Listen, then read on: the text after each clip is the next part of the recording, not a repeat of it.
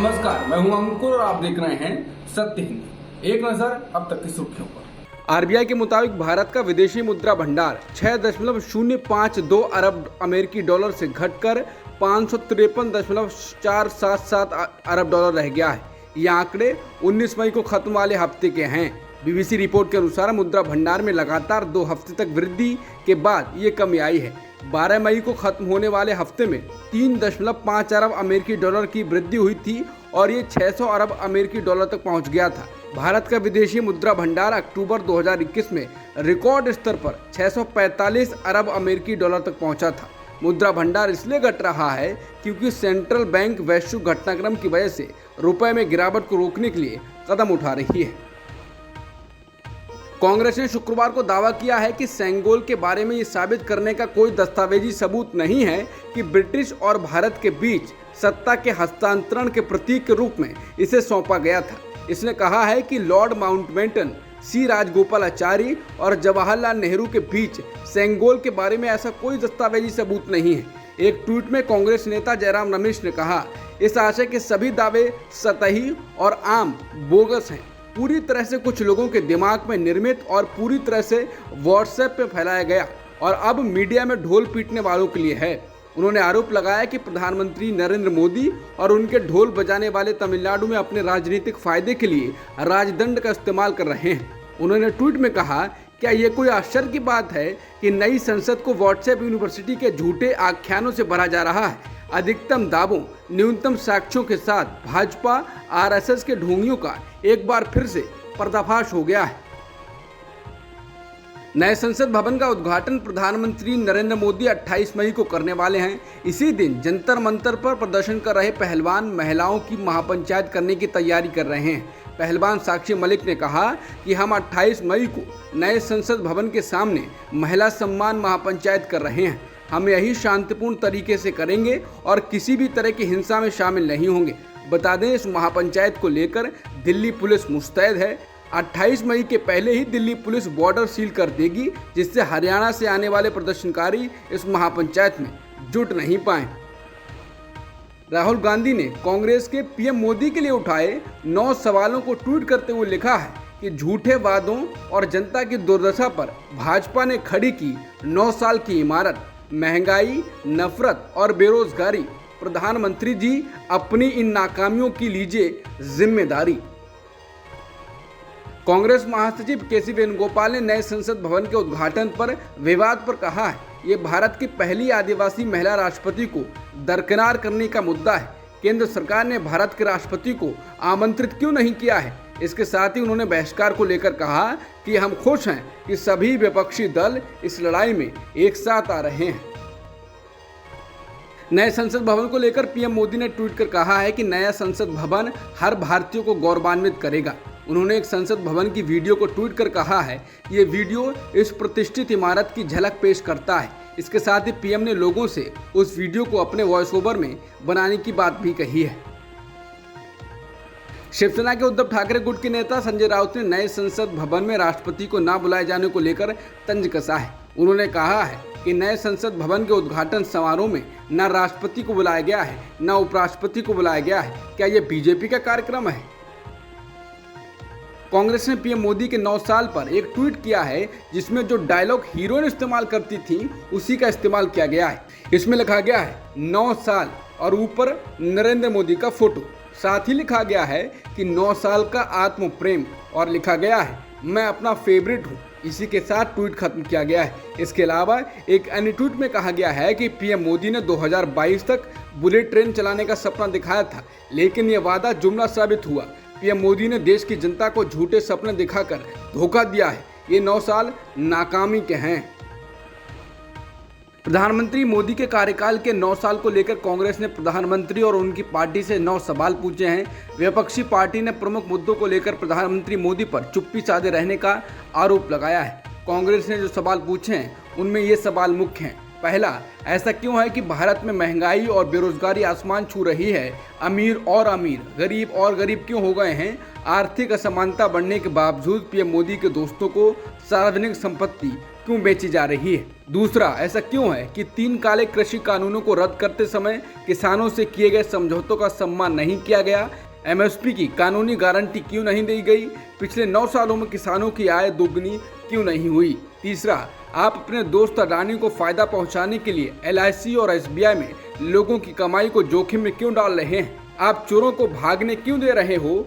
आप भाजपा शासित राज्यों में बड़े पैमाने पर हो रहे भ्रष्टाचार पर चुप क्यों हैं? चौथा, ऐसा क्यों है कि चीन को लाल आंख दिखाने की बात करने वाले प्रधानमंत्री ने उसे 2020 में क्लीन चिट दे दी, जबकि वो आज भी हमारी जमीन पर कब्जा करके बैठा है?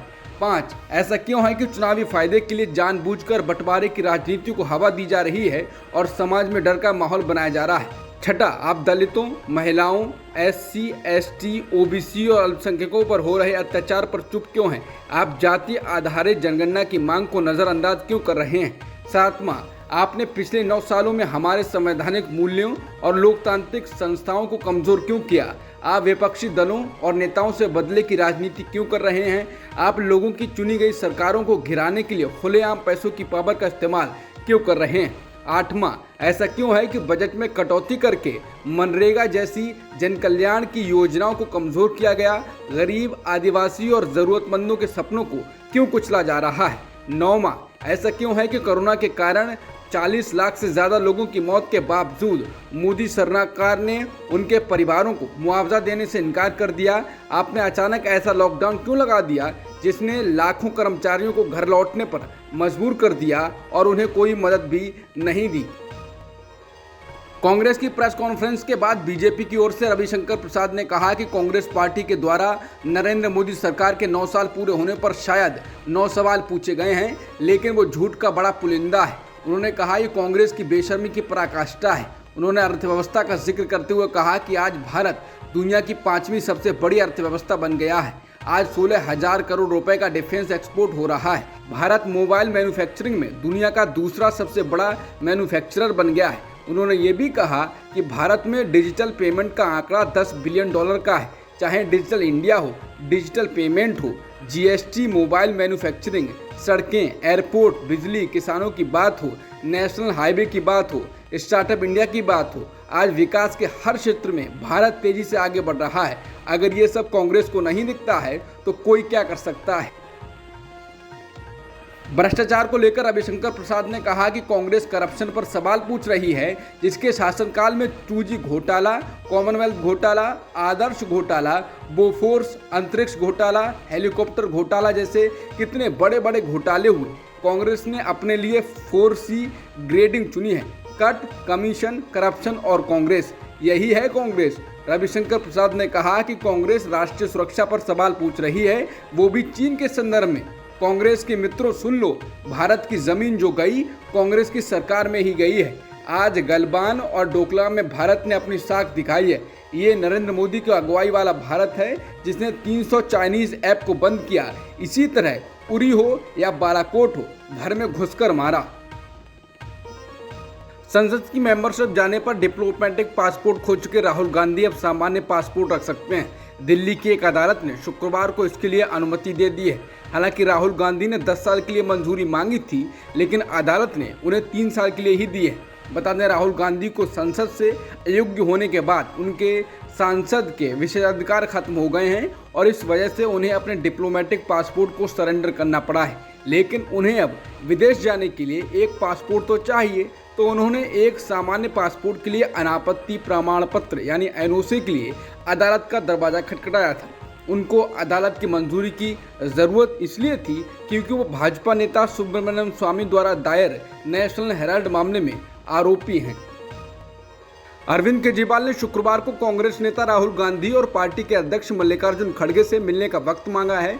बता दें, कांग्रेस पार्टी सोनिया गांधी और पूरे गांधी परिवार को लगातार निशाने पर लेते रहने वाले अरविंद केजरीवाल और राहुल गांधी के बीच गहरे मनमुटाव की खबरें आती रही हैं।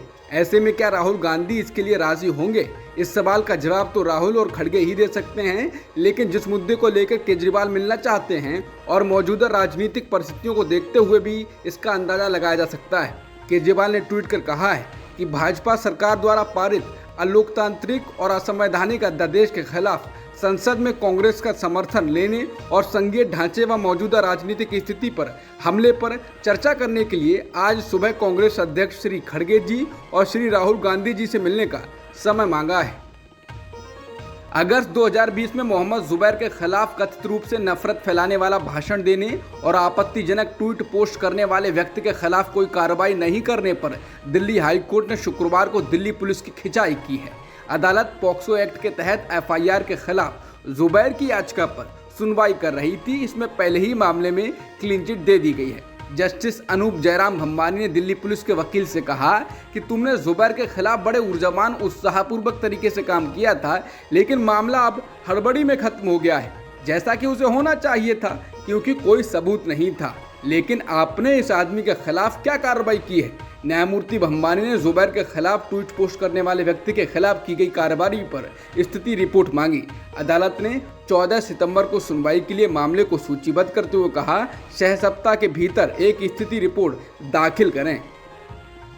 ड्यूटी के दौरान हिजाब पहनने पर एक महिला डॉक्टर से पूछताछ करने के बाद तमिलनाडु पुलिस ने एक भाजपा पदाधिकारी के खिलाफ मामला दर्ज किया है। आरोपी फिलहाल फरार है और पुलिस ने उसकी गिरफ्तारी के लिए विशेष टीमों का गठन किया है। पुलिस के मुताबिक ये घटना तमिलनाडु के नागपट्टिनम जिले के तिरुपोंडी में एक प्राथमिक स्वास्थ्य केंद्र में हुई।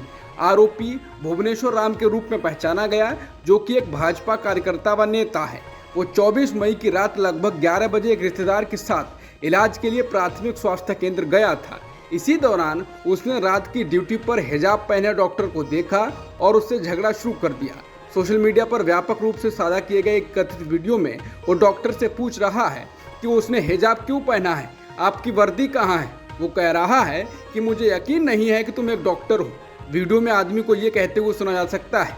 फिर वो एक अन्य महिला स्वास्थ्य सेवा कर्मी से पूछता है कि महिला के पास ये साबित करने के लिए क्या प्रमाण है कि वो एक डॉक्टर है। इस बीच डॉक्टर को वीडियो पर अपने प्रश्नों को रिकॉर्ड करते हुए देखा जा सकता है और वो बताती है कि वो रात में उस समय गालियां दे रहा था जब महिला कर्मचारी ड्यूटी पर थी। उसे ये कहते हुए सुना जा सकता है ये गलत है, वो एक महिला डॉक्टर की अनुमति के बिना उसका वीडियो बना रहे हैं। हालांकि अब डॉक्टर की शिकायत के आधार पर पुलिस ने भाजपा पदाधिकारी के खिलाफ केस दर्ज कर लिया है। गुजरात माध्यमिक और उच्चतर माध्यमिक शिक्षा बोर्ड यानी GSEB के गुजरात बोर्ड 10वीं का रिजल्ट 2023 जारी कर दिया गया है। हालांकि इसमें नज़र देने वाली बात यह है कि गुजरात की 1084 स्कूलों का नतीजा 30% से भी कम आया है। और यही नहीं, 157 ऐसे स्कूल हैं जहां बोर्ड परीक्षा देने वाले छात्रों में से कोई भी पास नहीं हुआ है, यानी रिजल्ट 0% है। इसके साथ ही राज्य की 272 स्कूल का नतीजा भी 100% बताया जा रहा है। सुप्रीम कोर्ट ने शुक्रवार को आप नेता और दिल्ली के पूर्व स्वास्थ्य मंत्री सत्येंद्र जैन को चिकित्सा आधार पर 6 सप्ताह की अंतरिम जमानत दे दी है। मनी लॉन्ड्रिंग के आरोप में गिरफ्तारी के बाद पिछले साल मई से तिहाड़ जेल में बंद आप नेता को जेल के बाथरूम में फिसलने के बाद लोकनायक अस्पताल के ICU में भर्ती कराया गया था। जमानत देने के साथ ही सुप्रीम कोर्ट ने सत्येंद्र जैन को मामले पर कोई बयान जारी नहीं करने का निर्देश दिया है। बता दें, जैन फिलहाल अस्पताल में भर्ती हैं। एक हफ्ते में ये दूसरी बार था जब सत्येंद्र जैन को चिकित्सा के लिए अस्पताल ले जाना पड़ा था। जेल अधिकारियों के मुताबिक जेल के बाथरूम में गिरने के बाद सोमवार को सफदरजंग अस्पताल में उनकी रीढ़ की हड्डी में चोट को लेकर जांच की गई थी। अब तक की खबरों में इतना ही। बाकी खबरों के लिए बने रहिए सत्यहिंदी.com के साथ।